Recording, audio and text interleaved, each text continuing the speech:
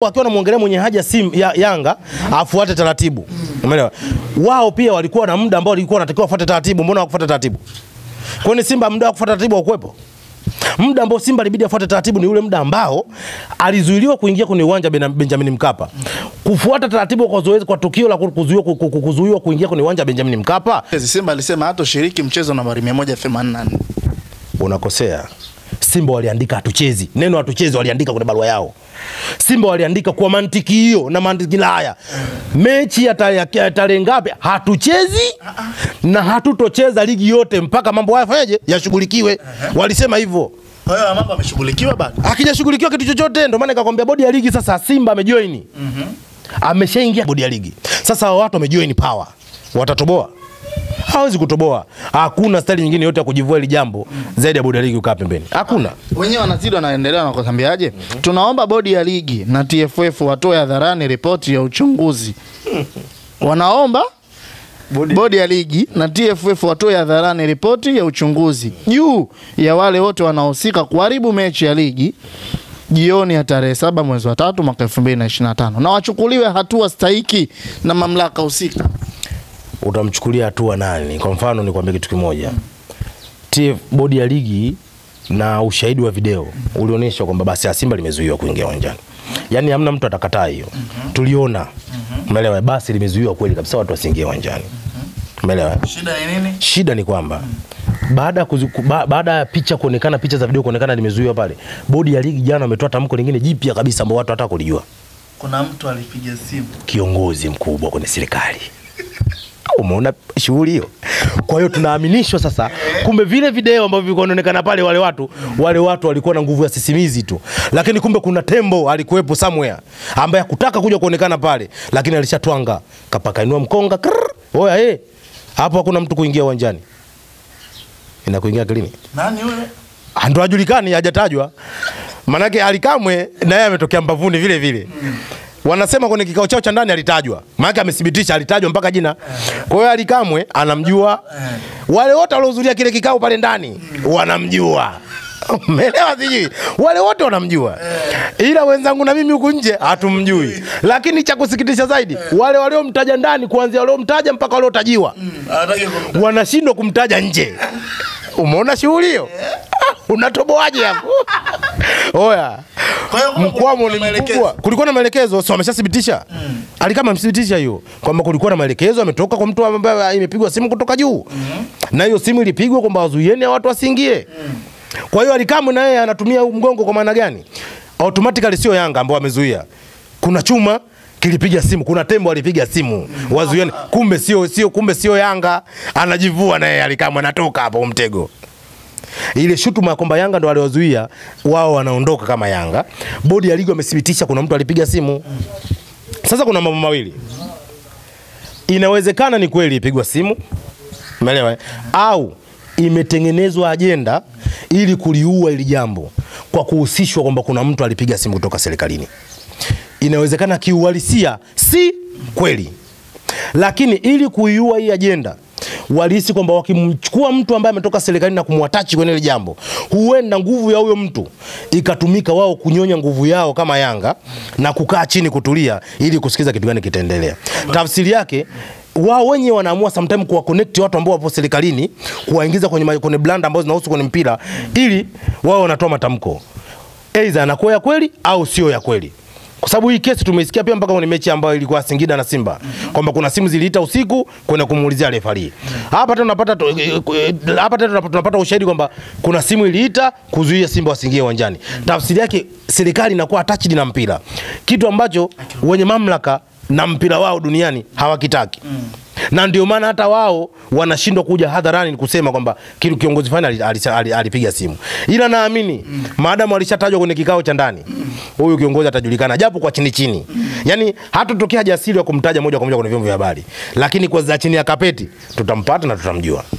Simba wanamaliza kutokutolewa kwa ripoti na kutokuchukuliwa hatua kwa wanayoendelea kuchochea ghasia ni sawa na kulinda uharamia katika mpira ambao unatia dosari mafanikio yaliyopo katika tasnia ya mpira wa miguu nchini kwa sasa. Imetolewa na uongozi wa klabu ya soka ya Wekundu wa Msimbazi Simba tarehe 10 Juni 2025. Naomba ni deal na hilo neno uharamia. Iko hivi. Ndio maana nasema ukishindwa kuzisimamia Simba na Yanga, ukishindwa, narudia, ukishindwa kuzisimamia Simba na Yanga, automatically umeshindwa kusimamia mpira wa Tanzania. Kwa sababu Simba na Yanga ndio timu ambazo wao hata wakiwa wanavunja kanuni, mtaji wao wa mashabiki wanaamini unawasaidia kwenye kusolve kesi nyingi. Umeelewa? Kwa maana gani? Leo hii Ken Gold anaweza kakosea, utampiga fine Ken Gold. Huenda ile fine ambayo inapigwa Ken Gold wanalipa Ken Gold. Atakosea kocha wa Ken Gold. Umeelewa? Utampiga fine kocha wa Ken Gold. Kocha wa Ken Gold inawezekana yani anawajibika moja kwa moja na adhabu ambayo imetolewa na TFF na bodi ya ligi. Kwa maana kama amepigwa fine milioni 2 atatoa milioni 2 yeye kama yeye. Umeelewa? Sio klabu. Sio klabu. Ukimpiga faini labda Zaka kazi Azam, inawezekana Zaka akawajibika na hiyo adhabu moja kwa moja kama yeye. Umepigwa adhabu ya 500,000 au milioni 1. Ni wewe utalipa kwa sababu unazijua sheria. Kwa sababu sheria unazijua. Umeelewa? Linapokuja swala Simba na Yanga kunakuwa na utofauti. Atapigwa faini ya Likamwe, watakuja kulipa kina Kevo na kina Godi Yanga. Wakiwa na wachukua kama washabiki kutembeza michango, umeelewa sijui watachanga, ataenda kulipwa faini. Atapigwa faini ya Midiali, watoshughulika akina nani, akina Kisugu. Wataorganize watu, watachanga pesa, yule aliyeadhibiwa hii adhabu inamgusa yani inamuumiza vipi yeye? Haumii na adhabu. Wanajivunia mitaji yao wa mashabiki. Kwa hiyo ukiwa unashindwa kuzigonga hizi adhabu za maana kabisa kwa hizi timu ambazo hizi adhabu moja kwa moja zitawajibisha wao, ukashindwa kuziadhibu, automatically manake mpira wa bongo utakushinda tu, hautoweza kuuendesha. Simba amekosea, mashabiki wako wameusha chupa. Sawa fungia mashabiki mechi hakuna kuingia. Simba anaathirika moja kwa moja na adhabu ile.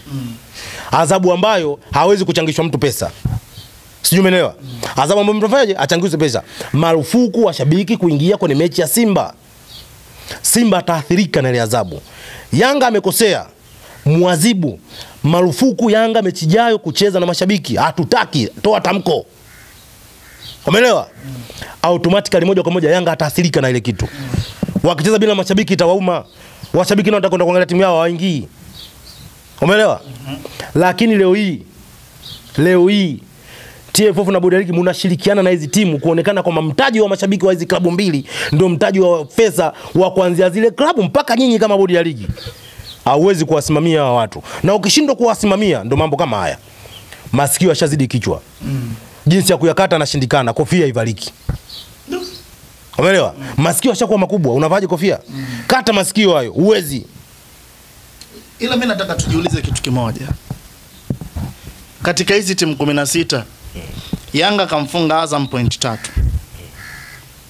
Yanga alimfunga Simba mechi ya kwanza. Kama Yanga akijitoa na kuto kushiriki ligi kuu msimu ujao, pointi hizi ambazo Simba alifungwa na Yanga atapewa Simba. Ndio maana kuna kitu nilikiongea, kuna sehemu niliongea kitu kimoja. Nilisema hivi, blanda yote inaendelea. Hii yote inaendelea. Kitu rahisi zaidi ni bodi ya ligi kuondoka kuliko Yanga kunyang'anywa pointi. Na Alikamwe jana alisema, akasema ole wake mtu hata akitaka kugusa. Sio mtu. Amesema hakuna mwanaume huyo kuzichezea zile pointi za Yanga zile. Akitaka kuijua sasa Yanga ndio nani sasa. Atanusu. Akalawie zile pointi. Alafu alione. Akate 15, sio 15 nyingi, nusu. Ligi imekuwa ya matamko sasa hivi. Watu ni mwendo wa kutamka tu. Ila sisi wengine timu 14 hizi tumenyuti tuji, tunaangalia kinachoendelea kitu gani basi. Jambo la aibu sana. Ken Gold atakubali kushuka daraja? Hawezi kukubali. Hawezi kukubali. Sio Ken Gold, yani kila kitu kinavurugika, nakwambia hawezi kukubali Ken Gold tu. Wale waliopanda nani wa kumpisha ili wale waje? Kuna watu Yanga kawapiga nje ndani. Wanataka pointi zao 6. Wakipata 6 watakuwa wamekaa sehemu gani? Wakiwa wamekaa sehemu nyingine, maana yake watakuwa kuna watu wanawashusha na wengine wanapanda. Azam Media anatoa pesa kulingana na position uliokuwepo. Kuna mtu kashakaa sasa hivi kashajiona kwamba hapa bwana nishamaliza nafasi ya 7 hii bwana. Hapa napata milioni ngapi? Na milioni 30 ile. Kashanyuta ajua milioni 30 yake inabidi je kuingia. Dodoma Jiji anafungwa mechi mfululizo sasa hivi. Anajijua yuko safe. Ashuki daraja, achukui kombe. Yupo sehemu salama. Leo hii akisema Simba afanye mambo, amini Yanga afanye mambo hayo. Kuna pointi Dodoma Jiji amekafuliwa yule. Na Yanga labda nje ndani. Arudishiwe pointi zake. Atakuwa yuko sehemu gani? Na je huyo alikuwepo juu kama ndio ashuke, ampite, atakubali? Yaani kuna mambo mengi nakwambia haiwezekani. Bodi ya ligi kuondoka ni jambo rahisi zaidi kuliko Yanga kunyang'anywa pointi hii.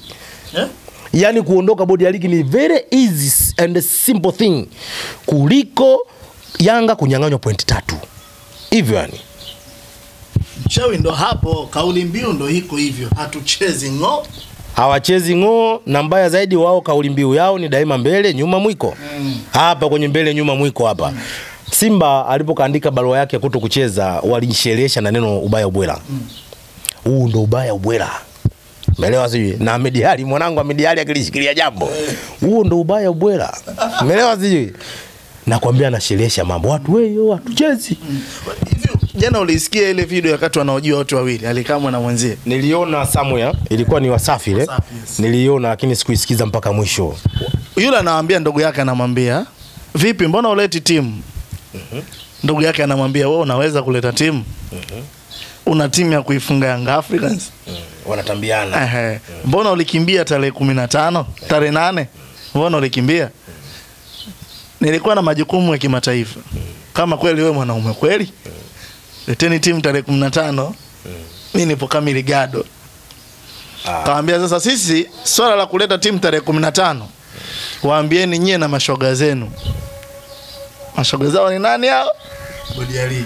Waambieni nyie na mashoga zenu. Alitumia hilo neno. Kaka, Alikamwe alikuwa anaongea na Jazba.